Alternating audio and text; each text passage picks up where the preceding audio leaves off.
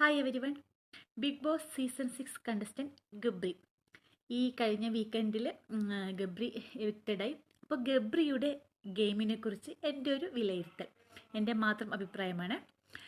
അപ്പോൾ ഗബ്രി, എനിക്ക് പേഴ്സണലായി പറഞ്ഞാൽ ഗബ്രി എനിക്കിഷ്ടപ്പെട്ടൊരു ഗെയിമറായിരുന്നു. ഗെയിമർ എന്ന നിലയിൽ എനിക്ക് വളരെ ഇഷ്ടമായിരുന്നു.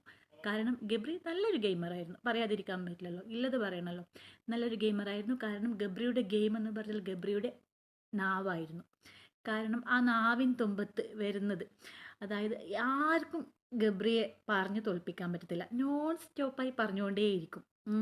അപ്പോൾ ആ നാവിൻ്റെ മൂർച്ചയിൽ ഗബ്രിയെ തോൽപ്പിക്കാൻ ആ ബിഗ് ബോസ് ഹൗസിൽ ആരുമില്ലെന്ന് തന്നെ പറയാം.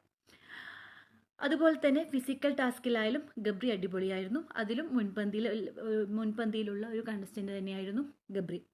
എന്നിട്ടും ഗബ്രി എവിക്റ്റായി അല്ലേ? അതായത് ഇപ്പോൾ 50 എപ്പിസോഡൊക്കെ, എത്ര കറക്റ്റ് എപ്പിസോഡ് എനിക്കറിയില്ല, കുറച്ചായല്ലോ, 55 56 അങ്ങനെ എന്തോ ആയി എപ്പിസോഡ്സ്, എനിക്കറിയില്ല.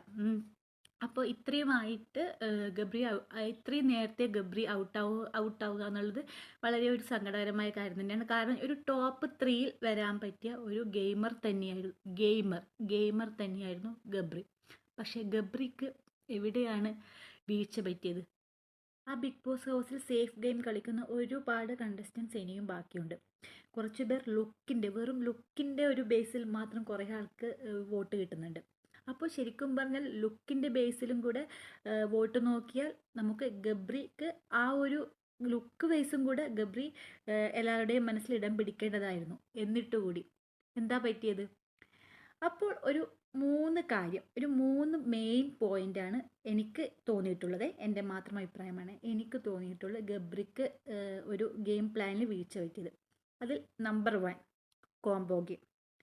ഗബ്രി എവിടെയാണോ ജാസ്മിനുമായിട്ടുള്ള കോംബോ പിടിക്കാൻ തുടങ്ങിയത്, അവിടെ ഗബ്രിക്കൊരു പാളിച്ച പറ്റിപ്പോയി. നല്ലതാണ്, ഫ്രണ്ട്ഷിപ്പ് ഉണ്ടാകാം, എല്ലാം ഉണ്ടാകും, മനുഷ്യന്മാരുടെ ഫീലിങ്സ് ആണ്. അതിനൊന്നും ഞാൻ ഒരു കാര്യത്തിനും ചോദ്യം ചെയ്യാൻ പോകുന്നില്ല, ഒന്നും പോകുന്നില്ല, അത് അവരുടെ ഇഷ്ടം. ഇപ്പോൾ ഒരുപാട് വീഡിയോസ് അതിനെക്കുറിച്ച് പോകുന്നുണ്ട്. ജബ്രി കോംബോയെക്കുറിച്ച് ഞാൻ ഒന്നും പറയുന്നില്ല. പക്ഷേ കോംബോ ഗെയിം, അവരുടെ കോംബോ പ്രേക്ഷകരിൽ വളരെ നെഗറ്റീവായിട്ടാണ് പോയിക്കൊണ്ടുന്നത്. അപ്പോൾ ആ ഒരു കാര്യത്തിൽ ഗബ്രിക്ക് വീഴ്ച പറ്റി.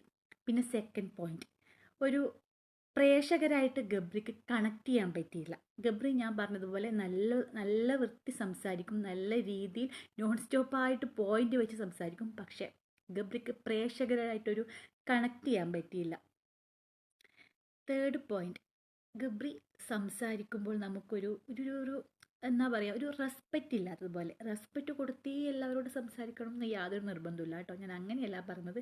കേൾക്കുമ്പോൾ നമ്മളിപ്പോൾ ഗബ്രി ഞാൻ പറഞ്ഞ പോലെ നല്ല പോയിന്റ്സ് വെച്ച് സംസാരിക്കുന്നുണ്ട്. പക്ഷെ ആ പോയിന്റ്സ് വെച്ച് സംസാരിക്കുകയാണെങ്കിൽ നമുക്ക് കേൾക്കുമ്പോൾ നമ്മുടെ ഈ പ്രേക്ഷകർ വല്ലാതൊരു ഇറിറ്റേഷൻ ഉണ്ടാക്കും. കാരണം എന്താ ഇയാളൊരു ദയയില്ലാതെ സംസാരിക്കുന്നൊക്കെ പറയല്ലേ, അതാണ് എൻ്റെ മനസ്സിൽ തോന്നിയൊരു കറക്റ്റ് പോയിന്റ്. അത് ദയയില്ലാതെ.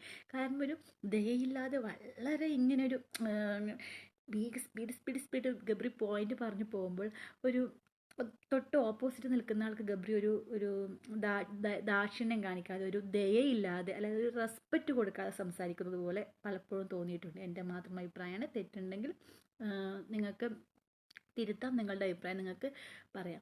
പക്ഷേ ആ ഒരു രീതിയും കൂടെ പ്രേക്ഷകർക്ക് ഗബ്രിയായിട്ട് കണക്ട് ചെയ്യാൻ പറ്റിയില്ല. ഈ ഒരു രീതിയും കൊണ്ടാണ് മെയിനായിട്ട് കണക്ട് ചെയ്യാൻ പറ്റാത്തത്. ബാക്കിയെല്ലാം നോക്കുമ്പോൾ ഗബ്രി ഞാൻ പറഞ്ഞതുപോലെ നല്ലൊരു ഗെയിമറായിരുന്നു. ഫിസിക്കൽ ടാസ്കിലായാലും മൈൻഡ് ടാസ്കിലായാലും എല്ലാ രീതിയിലും ഗബ്രി നല്ലൊരു ഗെയിമറായിരുന്നു. ടോപ്പ് 3 അല്ലെങ്കിൽ ടൈറ്റിൽ വിന്നർ വരെ ആവാൻ കപ്പാസിറ്റിയുള്ള ഒരു ഗെയിമർ തന്നെയായിരുന്നു.